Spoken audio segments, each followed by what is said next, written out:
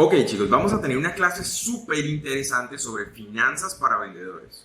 ¿Cómo así, Andrés? Claro, finanzas para vendedores es algo que jamás te enseñan en ninguna universidad. Te enseñan matemática financiera, te enseñan finanzas para empresas y todo, pero ¿quién te enseña finanzas personales o finanzas para ti?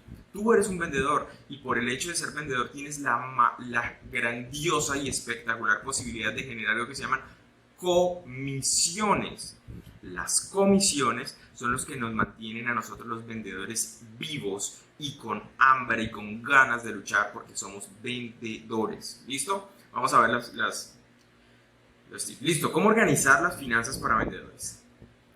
Primero, vender, como te comentaba, te da la posibilidad de manejar tu vida financiera porque te pones metas y entre más metas te pongas, pues obviamente, y las cumplas, obviamente, vas a ganar mucho más, ¿sí?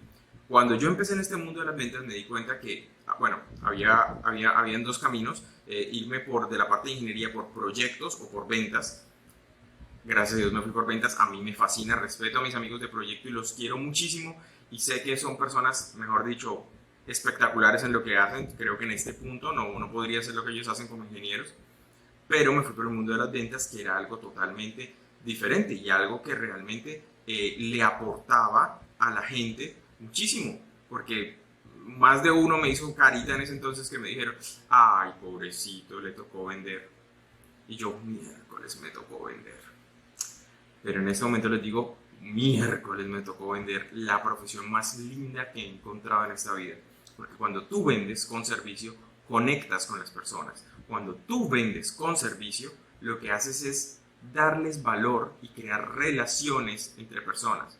Sí, no digo que en otras profesiones no se pueda, que la parte de ingeniería y todo esto de proyectos no se pueda, sí se puede, pero tú tienes la posibilidad de conocer muchas más personas. Entonces yo me daba cuenta, conocía a muchas más personas, que es algo que me encantaba, hacía negocios, que es algo que me parecía súper interesante, empezaba a tener relaciones de alto nivel, que eso me sirvió en la vida para muchas cosas, y tras del hecho me pagaban comisiones, muchas más de las que un ingeniero podía ganar porque su salario era, digamos, fijo, el mío era variable, tenía un básico mucho menor que ellos, pero mis comisiones me ayudaban a despegar. Entonces, ¿cómo vamos a organizar las finanzas personales? Primero vamos a definir los gastos básicos, ¿cierto?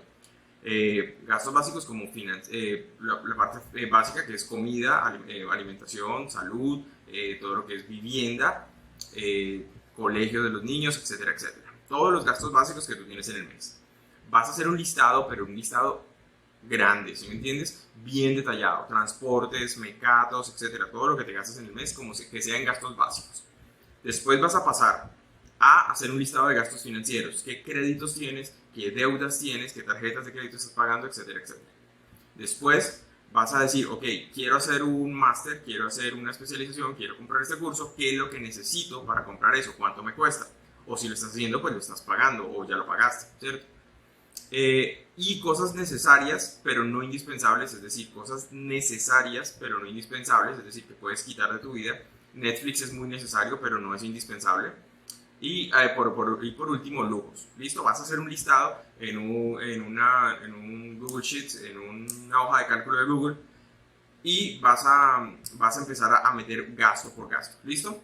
Después vas a definir un porcentaje para un fondo de emergencias, que es súper importante. Un fondo de emergencias yo lo recomiendo que sea de aproximadamente unos $1000, porque tú no sabes en qué momento pasa alguna situación irregular y tienes que empezar a endeudarte con tarjeta de crédito, tienes que empezar a prestar plata. Entonces siempre recomiendo tener un fondo de emergencias más o menos de $1000. Después vas a destinar un porcentaje para un fondo de supervivencia. ¿Qué es un fondo de supervivencia?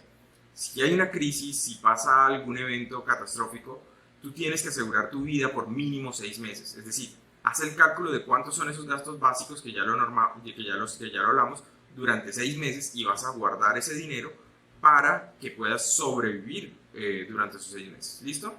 Y por último, un porcentaje para inversión.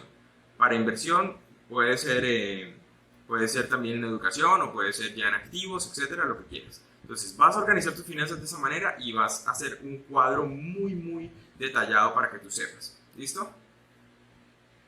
Ahora, segundo punto, elimina tus deudas con el método bola de nieve. ¿Cómo es el método bola de nieve? Primero vas a hacer un listado de todas las deudas que tienes, absolutamente todas, si le debes a un banco, a una persona natural, etc. Y vas a anotar todas las cuotas mínimas de cada cuota, de cada deuda que tengas.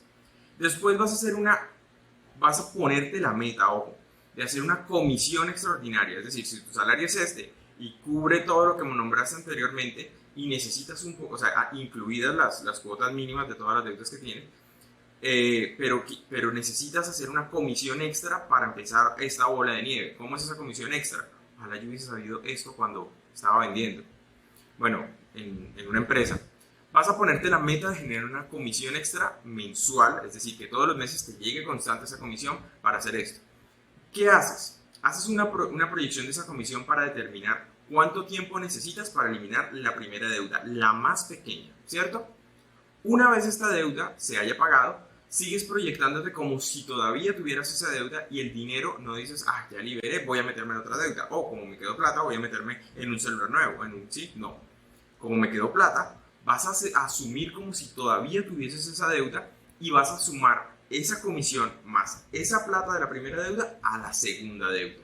Entonces, claro, esa segunda deuda se va a pagar mucho más rápido y así sucesivamente. Después vas a sumar la comisión, la plata de la primera deuda, la plata de la segunda deuda a la tercera deuda. Entonces, imagínate cómo, por eso se llama bola de nieve, porque empieza pequeñita, pero se va volviendo grande y te va a permitir pagar todas las deudas que tengas en un periodo más corto de tiempo, ¿vale?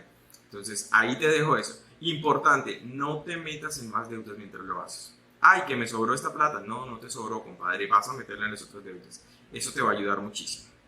Ahora, vas a proyectar tus ventas y tus comisiones. Vas a hacer una planeación mensual de las comisiones que esperas. Siempre te han previsto 2 o 3 meses, es decir, si estamos en marzo, vas a prever las comisiones de abril y mayo, hasta junio, para prever qué es lo que necesitas, qué negocios necesitas cerrar para tener esas comisiones y para tener ese dinero que necesitas. Entonces, ¿qué pasa? Si tú ves que, por ejemplo, listo, marzo está bien, abril está cubierto, mayo más o menos, no tengo nada para junio. Entonces, tú tienes que empezar desde ya a trabajar en la proyección de junio. Tienes que empezar ya mismo a trabajar en qué clientes vas a empezar a visitar ahorita para que el negocio se cierre en junio. Dependiendo, obviamente, el ciclo de mercado de tu negocio, cada uno es diferente. ¿Listo? Entonces, organiza tus finanzas de esa manera, sígueme en redes sociales y nos vemos en una próxima clase. Chao, chao.